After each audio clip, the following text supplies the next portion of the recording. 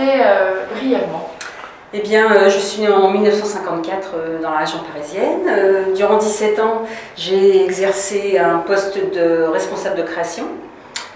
J'adore les voyages, aussi bien pour les gens qu'on rencontre que pour les paysages qu'on découvre, et j'ai la chance d'en faire pas mal.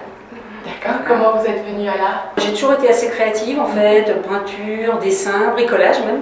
Ce qui fait qu'en fin de collège, j'ai décidé de me consacrer vraiment à cette passion.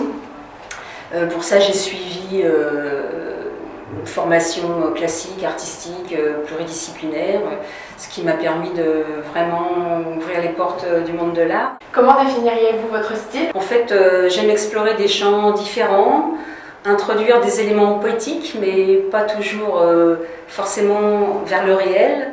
Pouvez-vous nous parler de votre technique picturale? Oui, j'aime utiliser des matériaux qui révèlent différentes textures. Ça peut être du médium d'empattement, du sable, de la sueur de bois, suivant le moment. Bon, il n'y a rien de systématique dans tout ça parce qu'il arrive que j'ai des toiles où uniquement la peinture à l'huile sert de support. Tout dépend du ressenti, du moment, voilà. D'accord, vous travaillez donc principalement à base de camaïeu, de bleu, d'ocre. Quels sont vos rapports à ces couleurs? Écoutez, le bleu, c'est les voyages, l'évasion, la découverte, le calme, le rêve, comme pour beaucoup de gens d'ailleurs, je pense. L'ocre, c'est plutôt la nature, le sable, que j'utilise aussi sur mes toiles d'ailleurs, le désert, et puis certains paysages africains que j'ai eu la chance de découvrir. Quels sont les artistes qui vous inspirent? Écoutez, il y a beaucoup d'artistes et de peintres qui m'inspirent ta pièce, justement pour l'utilisation de ces matières, pour la force de ces tableaux, la peinture abstraite américaine, on pourrait dire Rothko, Rauschenberg, Pollock, Martin Pollock. J'adore Soulages pour les jeux de lumière sur ces magnifiques tableaux noirs, Picasso pour sa créativité, sa production absolument incroyable. Je peux citer Nicolas de Staël, plein d'autres. Je pourrais citer aussi un plasticien que j'aime particulièrement, Anish Kapoor, et tout un tas d'autres peintres. Lorsque vous commencez une toile, vous avez une idée précise de l'aboutissement souhaité?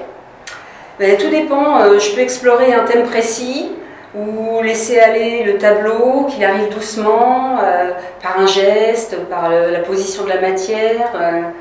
En fait, en peinture, il y a des accidents qui sont magnifiques, il y a des hasards superbes. Je pense qu'à un moment donné, il faut lâcher prise et puis laisser aller son imagination.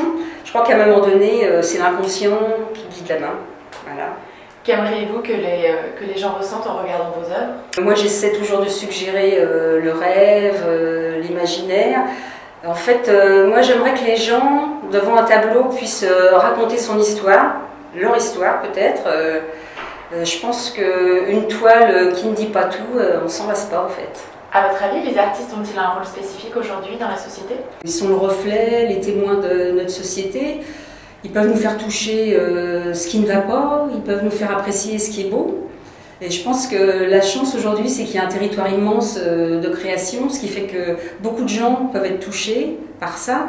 J'en veux pour preuve justement le succès de toutes ces grandes expositions actuellement, le succès des salons d'art contemporain.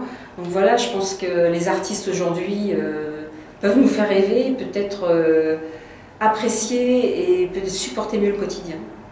Merci beaucoup d'avoir répondu à nos questions. Je vous en prie, merci à vous.